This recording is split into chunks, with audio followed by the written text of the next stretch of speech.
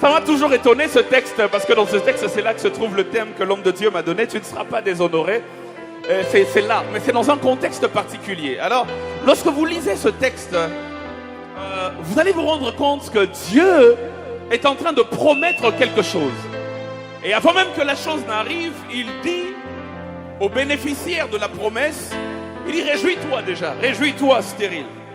Dieu reconnaît qu'il est stérile, Dieu reconnaît qu'elle est stérile, mais Dieu dit réjouis-toi, donc que ta louange ne dépende pas de ton état. Réjouis-toi déjà, parce que je suis sur le point de faire quelque chose de nouveau. Donne-moi un bon amen et je vais avancer. Et lorsque tu lis ce texte, tu te rends compte au fait que dans la version King James en anglais ne dit pas réjouis-toi, elle dit sing ô barren, qui veut dire chante ô stérile. Là où le français dit réjouis-toi ô stérile, l'anglais dit chante ô stérile, parce que le chant est une expression de joie. Ce texte vient après Ésaïe 52, 1 à 12 et même Ésaïe 53. Dans Ésaïe 53, on parle de quelqu'un qui a pris ta place, de quelqu'un qui a souffert. La Bible déclare que c'est par ses meurtrissures que nous sommes guéris. Ça, c'est Ésaïe 53. La Bible dit qu'il a porté le fardeau de nos péchés. Ça, c'est Ésaïe 53. La Bible dit qu'il a été éloigné de Dieu pour que nous nous soyons rapprochés de Dieu. Et à cause d'Ésaïe 53, Ésaïe 54 commence en disant « Au vu de ce qui a été fait dans le chapitre précédent, tu as maintenant le droit de te réjouir. » J'aimerais dire à quelqu'un, ta joie se base sur le fait qu'une œuvre a été accomplie en ta faveur. Donne-moi un bon amen et j'avance. La base de ta joie, ce n'est pas parce que tu es belle. La base de ta joie, ce n'est pas parce que tu viens d'une bonne famille. Non, la base de ta joie, c'est qu'il y a quelqu'un qui a porté le bois pour ta place. Donne-moi un bon amen. La base de ta joie d'Ésaïe 54, c'est Ésaïe chapitre 53. Tu as le droit de te réjouir lorsque tu es passé par la croix. Tu as le droit de te réjouir lorsque un homme a pris ta place et il s'appelle Jésus. J'aimerais dire à quelqu'un, tout ce que Dieu va faire, c'est basé sur l'œuvre de Christ. La raison pour laquelle il va enlever ta honte, la raison pour laquelle il va enlever ton déshonneur, c'est parce que quelqu'un a pris ta place. Donne-moi un bon amen et je vais développer ça. La Bible déclare un jour, Papa Michel, la Bible dit que Jacob appelle Joseph. Et il dit à Joseph d'appeler ses enfants. Joseph appelle les enfants de Jacob, ses enfants à lui, Joseph. Il appelle donc Ephraïm et Manassé. Je reviendrai sur Ephraïm et Manassé tout à l'heure. La Bible déclare que Jacob commence à bénir les enfants de Joseph. En d'autres termes, Jacob est en train de bénir ses petits-fils. Parce que les enfants de Joseph sont les petits-fils de Jacob. Parce que Jacob est le père de Joseph. Alors Jacob commence à bénir ses enfants, c'est-à-dire ses petits-enfants. Et il dit à Joseph, amène-les. Il les emmène devant lui. La Bible déclare que Jacob, au lieu d'étendre sa main et de bénir les enfants en faisant deux lignes parallèles, Jacob ne fait pas ça et Joseph se fâche. Joseph s'indigne. Il dit à son père, Père, ça ne doit pas être comme ça. Et le père dit, je sais ce que je fais. Qu'est-ce qu'il était en train de faire? La Bible déclare que la manière dont Joseph les a placés, suivez-moi très bien, Joseph a placé l'aîné qui s'appelle Manassé à la droite de Jacob. Et il a placé le cadet qui s'appelle Ephraïm à la gauche de Jacob. De telle sorte que Jacob n'a qu'à étendre ses deux mains et à bénir les enfants, parce que la main droite, c'est la main de la plus grande bénédiction. Et l'aîné doit avoir la plus grande bénédiction. Mais la Bible déclare que Jacob n'a pas fait deux lignes parallèles. J'aimerais dire à quelqu'un, ce ne sont pas les lignes parallèles qui nous sauvent. La Bible dit, Jacob, il a croisé ses mains. Il a fait le signe de la croix. Et Joseph dit, non père, ne fais pas ça. Jacob dit, non fils, je sais ce que je suis en train de faire. Il dit, l'aîné sera aussi grand, mais le cadet sera plus grand que lui. La Bible déclare, il croisa les mains. Et quand il croisa les mains, Joseph assiste à la scène. J'aimerais dire à quelqu'un, là où les hommes t'avaient donné perdant, Dieu te donne gagnant à cause de la croix de Jésus-Christ. Et quand il croise les mains, à la fin, la Bible déclare, Jacob dit à Joseph, dis avec moi, Jacob dit à Joseph, il dit, je te donne une part de plus qu'à tes frères. La raison pour laquelle il a donné une part de plus à Joseph et non aux frères de Joseph. Il dit, à tous tes frères, j'ai donné une part. Est-ce que quelqu'un est en train de me suivre? Jacob avait combien de fils? Jacob avait 12 fils. Entre autres, Joseph était parmi les fils. Il dit, à tous tes frères, j'ai donné une part. Il dit, mais à toi, je te donne une part de plus. Tu sais pourquoi il donne une part de plus à Joseph? Parce que Joseph était le seul à avoir vu la croix faite par Jacob. Lorsque tu passes par la croix, Dieu allonge ton territoire. J'aimerais dire à quelqu'un, quand tu passes par la croix, Dieu agrandit ton influence. À cause de Golgotha, ton territoire sera agrandi, ton influence sera agrandie. Si je prophétise sur quelqu'un, qu'il me donne un bon amen. C'est pour cela qu'il dit réjouis-toi, car il y a des choses que je te donne, puisque toi, quelqu'un est mort sur la croix pour toi. Un jour, Maryse, j'étais en train de lire un texte de la Bible et je suis tombé sur une femme. Pasteur, je suis tombé sur une femme. Cette femme-là, la Bible déclare qu'il y avait sécheresse dans le pays. Pourquoi? Parce que la pluie n'était pas tombée. La Bible déclare que c'est la veuve de Sarepta. Dieu dit à Élie, son serviteur, il dit, j'ai ordonné à une veuve de te nourrir. Quand Élie arrive, la veuve dit, je n'ai plus rien chez moi. Il reste juste un peu d'huile et un peu de farine. D'ailleurs, je vais faire le gâteau ce soir, on va manger et puis demain, on sera dans la faim. Le lendemain, on sera dans la faim. Le troisième jour, on sera dans la faim jusqu'à ce qu'on va mourir. C'est tout ce qui reste, c'est peu. Élie dit, donne-moi ça. Et la Bible dit, cette veuve a ramassé 2 bois. Frères et sœurs, elle n'a pas ramassé 3 bois. Frères et sœurs, elle n'a pas ramassé 4 bois. Frères et sœurs, elle n'a pas ramassé 5 bois. J'aurais voulu qu'elle ramasse même 10 bois pour allumer un grand feu. Mais la Bible dit, elle a ramassé 2 bois. Et Élie dit, maintenant tu ne manqueras plus d'huile ni de farine chez toi. Parce que là où il y a le bois vertical et là où il y a le bois horizontal, j'aimerais dire à quelqu'un, la provision ne manquera pas. La provision ne manquera pas à cause de la croix. Donne-moi bon amen et j'avance. La Bible déclare qu'un roi qui s'appelle Balak a pris un prophète qui s'appelle Balaam. Et il a demandé à Balaam de maudire le peuple de Dieu. Est-ce que je peux avancer? Balak appelle Balaam.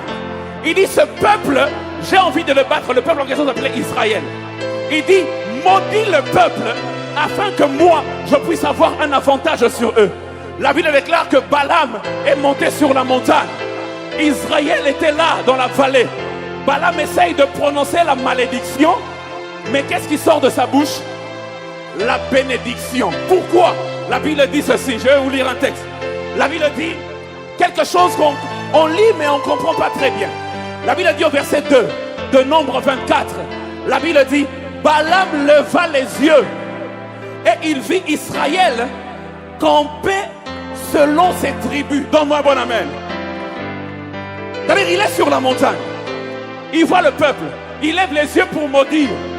Mais il voit Israël camper selon ses tribus. Et comment Israël campait selon ses tribus? Parce qu'Israël avait tout 12 tribus. Et donc Dieu mettait 3 tribus au nord, 3 tribus au sud, 3 tribus à l'est, 3 tribus à l'ouest. Lorsqu'il y a la croix, il n'y a pas de malédiction. Là où il y a la croix, c'est la bénédiction qui sort. Donne-moi un bon amen et j'avance. Je suis venu dire à quelqu'un, Dieu va t'élargir. Je suis venu dire à quelqu'un, Dieu va faire avec toi quelque chose qu'il n'a pas encore fait dans ta famille. Tu sais pourquoi? Parce que dans ta vie, la croix de Christ est plantée. Donne-moi un bon amen et j'avance. Il dit, réjouis-toi, toi stérile. Il dit, réjouis-toi. Et je me suis rendu compte, papa Michel.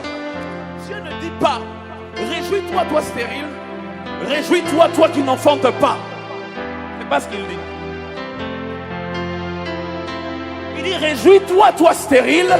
Réjouis-toi, toi qui n'enfantes plus.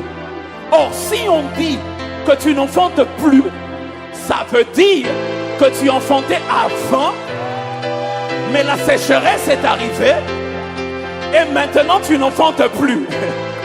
C'est-à-dire que Dieu est en train de dire, de la même manière qu'avant je t'avais déjà visité, sache que cette parenthèse n'est pas éternelle, parce que bientôt je vais te ramener à ton état initial. Dieu est en train de dire à quelqu'un, il dit, toi qui n'enfantes plus, réjouis-toi. Ce texte est donc un texte de restauration. Parce que la restauration implique qu'il y avait eu création par le Père, et ensuite il y a eu destruction par l'ennemi, et ensuite il y a eu restauration par le Fils. Je suis venu dire à quelqu'un, le Père a créé, l'ennemi a voulu détruire ta vie, mais je suis venu te dire, le Fils est venu te restaurer aujourd'hui. Il est venu restaurer ta famille. C'est un texte de restauration, c'est pour cela que le verset 5 dit ceci. Le verset 5 dit, car ton Créateur est ton époux. Mais il se rend compte que si je m'arrête au Créateur, le destructeur peut venir. C'est pour cela qu'il dit à la fin, il dit, et ton Rédempteur. Dis avec moi ton Rédempteur. Lorsque Dieu a créé, il enlève la casquette du Créateur et il porte la casquette du Rédempteur. Quand il crée, il sait que l'ennemi peut détruire. Quand il crée, il sait que par ta propre faute, tu peux laisser passer ton héritage. C'est pour cela qu'il porte la casquette du Rédempteur. Le Rédempteur attend que tu échoues. Quand tu échoues, tu échoues, tu échoues. Et il vient te relever. Je suis venu annoncer à quelqu'un le relèvement aujourd'hui. L'œuvre de l'ennemi n'est pas le dernier mot de ta vie. Mais la Bible déclare, mon Rédempteur et il se lèvera le... C'est-à-dire que la fin de ton histoire, c'est la rédemption. La fin de ton histoire, c'est la gloire. La fin de ton histoire, c'est le salut. Donne-moi un bon amen. J'aimerais dire 3 choses sur la restauration divine. Parce que Dieu m'a dit qu'il veut restaurer quelqu'un aujourd'hui. Il veut restaurer quelqu'un aujourd'hui. Oh my God, il veut restaurer quelqu'un aujourd'hui. Les cheveux qui avaient été coupés vont pousser encore. Je dis, les cheveux qui avaient été coupés vont pousser encore. Dieu m'a dit, il restaure quelqu'un aujourd'hui. La première des choses que tu dois savoir, quand Dieu restaure, il exagère dans la quantité. Il exagère dans la quantité. Job 42, verset 10. La Bible déclare ceci. L'Éternel rétablit Job. En d'autres termes, il restaura Job dans son premier état. Quand Job eut prié pour ses amis. Et l'Éternel lui accorda quoi? Le double de tout ce qu'il possédait. En d'autres termes, si avant la destruction, Job avait 500 brebis, et puis l'ennemi a tout détruit, quand Dieu a restauré, la Bible dit, il lui accorda le double. Donc il est passé de 500 à 1000. J'aimerais dire à quelqu'un, l'ennemi t'introduit dans la saison de multiplication sans le savoir. Parce que quand Dieu restaure, il exagère dans la quantité. Il y a quelqu'un dans la vie duquel Dieu va exagérer dans la quantité. Alléluia. J'aime quand Jésus fait un miracle une fois, mais j'aime quand il répète le même miracle une deuxième fois. Tu sais pourquoi? Parce qu'à chaque fois que Dieu refait quelque chose qu'il avait fait, il exagère dans la quantité. La Bible déclare dans Luc 5, pêche miraculeuse. La Bible déclare qu'ils ont pêché beaucoup de poissons. C'était la première fois. Mais ma Bible dit, le filet commençait à se déchirer. En d'autres termes, certains poissons qui avaient été attrapés, puisque le filet se déchirait, ont commencé à s'échapper. Ils ont été bénis. Mais il est possible qu'ils aient perdu quelques poissons. Parce que le filet commençait à se déchirer. Mais quand il fait le miracle dans Jean, la deuxième fois, la Bible déclare qu'ils ont attrapé 153 gros poissons. Et la Bible dit, quoi qu'il y eut autant de poissons, le filet ne se déchirera point. Quand Dieu restaure, il n'y aura pas de perte. Je dis cette fois-ci, il n'y aura pas de perte. Je dis cette fois-ci, il n'y aura pas de perte. Donne-moi un bon amen. Parce qu'il va t'accorder le double. À l'époque, on chantait une chanson qui disait Everything is double, double. Le Dieu de la restauration, c'est le Dieu qui t'accorde le double. La deuxième des choses, quand Dieu restaure, il te fait rattraper ton retard. Et il est même possible qu'il te fasse dépasser ceux qui se moquaient de toi. La Bible dit, réjouis-toi stérile, toi qui n'enfantes plus. Fais éclater ton allégresse et ta joie, toi qui n'as plus de douleur. Car les fils de la délaissée seront plus nombreux que les fils de celle qui est mariée, dit l'Éternel. Et Anne le dit, dans 1 Samuel 2,5, Anne dit ceci. Elle dit, ceux qui étaient rassasiés se louent pour du pain, et ceux qui étaient affamés se reposent.